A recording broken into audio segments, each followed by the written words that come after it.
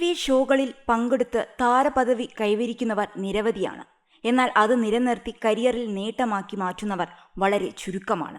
Star singer പോലുള്ള വേദികളിൽ പ്രേക്ഷകർ പ്രതീക്ഷയോടെ കണ്ടിരുന്നവർ പലരും ഇന്ന് കാണാമറയത്താണ്. പരാജയപ്പെട്ടവരിൽ ചിലരാകട്ടെ ഇപ്പോഴും പ്രേക്ഷകരുടെ ഇഷ്ടം നേടി സജീവമായി നിലകൊള്ളുന്നു. മലയാളത്തിലെ ബിഗ് ബോസ് എടുത്തു നോക്കിയാൽ തന്നെ റോബിൻ രാധാകൃഷ്ണൻ, ജാസ്മിൻ ജാഫർ തുടങ്ങിയ ഒത്തിരി പേർ. എന്നാൽ ഇത്തരം ഷോകളിൽ പങ്കെടുത്ത് ഇപ്പോഴും വെറുക്കപ്പെടുന്നവരും ജീവിതം തന്നെ തകർന്നു പോയവരുമുണ്ട്. മലയാളത്തിൽ 6ഓളം സീസണുകൾ പൂർത്തിയാക്കിയ റിയാലിറ്റി ഷോയാണ് ബിഗ് ബോസ് മലയാളം. സിനിമയിൽ നിന്നും സീരിയലിൽ നിന്നും സോഷ്യൽ മീഡിയ ഫേസുകളുമൊക്കെയായ നിരവധി താരങ്ങളാണ് മത്സരത്തിൽ പങ്കെടുത്തത്.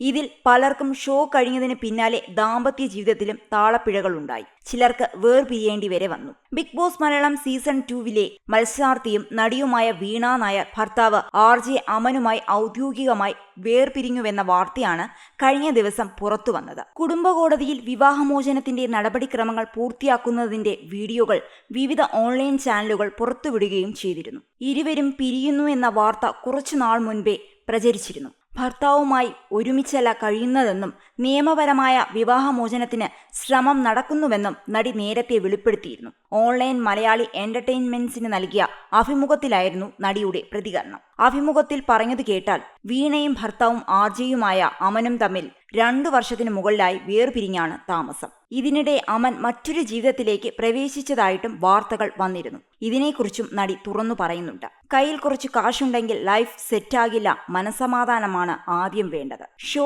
എല്ലാം കഴിഞ്ഞ് സമാധാനത്തോടെ വീട്ടിൽ വന്ന് മോനെയും കെട്ടിപ്പിടിച്ചുറങ്ങാൻ കഴിയണം. സമാധാനമാണ് എന്റെ സന്തോഷമെന്ന് ഞാൻ എല്ലാവരോടും പറയാറുണ്ടെന്നും വീണ പറയുന്നു. എന്റെ മോൻ അച്ഛൻ എന്ന നിലയിലും അമ്മ എന്ന നിലയിലും വളരെ സന്തോഷവാനാണ്. അവന് ഞങ്ങളെ 2 പേരെയും ചെറുതായി പോലും നഷ്ടപ്പെടുന്നില്ല. കണ്ണൻ വരുമ്പോൾ അവർ ഒന്നിച്ചു പുറത്തു പോകും. അവന്റെ അച്ഛന്റെ സ്നേഹം കിട്ടുന്നു. എനിക്ക് അത് മതി. അച്ഛന്റെയും അമ്മയുടെയും സ്നേഹം ഒരാൾക്ക് കൊടുക്കാൻ പറ്റും എന്നൊക്കെ പറയാനേ കഴിയൂ. അത് വെറുതെയാണ്. അച്ഛന്റെ സ്നേഹം അദ്ദേഹത്തിന് മാത്രമേ കൊടുക്കാൻ കഴിയൂ. അദ്ദേഹവും ഹാപ്പിയാണ്. എങ്ങോട്ടും പോകരുത് എന്നൊന്നും അദ്ദേഹത്തോട് ആവശ്യപ്പെട്ടിട്ടില്ല. പ്രശ്നം ഞങ്ങളുടെ ഇടയിൽ മാത്രമാണുള്ളത്. അത് അങ്ങനെ ഇരിക്കട്ടെ. എല്ലാത്തിനും ഒരു ഫുൾ സ്റ്റോപ്പ് ഉണ്ടാവുമല്ലോ. വൈകാതെ ഒരു ഫുൾ സ്റ്റോപ്പ് ഉണ്ടാവുമെന്നാണ് വീണ അഭിമുഖത്തിൽ പറഞ്ഞത്. അദ്ദേഹത്തിന്റെ പോസ്റ്റ് ഞാനും കണ്ടിരുന്നു. ഇൻസ്റ്റഗ്രാമിൽ പോസ്റ്റ് ചെയ്യാനുള്ള എല്ലാ സ്വാതന്ത്ര്യവും അദ്ദേഹത്തിനുണ്ട്. അദ്ദേഹത്തിന്റെ മുന്നോട്ടുള്ള കുടുംബജീവിതത്തിൽ ആശ്വാസകരം മറ്റൊരു സ്ത്രീയാണ് എന്ന് തോന്നുന്നെങ്കിൽ ഞാൻ എന്തു പറയാനാണ്. മുൻപായിരുന്നെങ്കിൽ എനിക്കത് ബുദ്ധിമുട്ടായിരുന്നു. പക്ഷേ ഇപ്പോൾ മകനെയും കൊണ്ട് എനിക്ക് മുന്നോട്ട് പോയേ പറ്റൂ. ഒരു ഷോ കാരണമൊന്നും തകരുന്നതല്ല കുടുംബം. അത് കുറേ നാളുകളായിട്ടുള്ള യാത്രകൾ കൊണ്ട് സംഭവിക്കുന്നതാണ്. ബിഗ് ബോസ് കാരണം എന്റെയും മഞ്ജു പത്രോസിന്റെയും ഒക്കെ കുടുംബം തകർന്നുവെന്ന് പല കമന്റുകളും കണ്ടിരുന്നു. അങ്ങനെയല്ല വീണ പറയുന്നു. ബോഡി ഷേമിങ്ങിനെ കുറിച്ചും വീണ പ്രതികരിച്ചു. ഇത്തരം കമന്റുകൾ സ്ഥിരം കേൾക്കാറുള്ളതാണ്.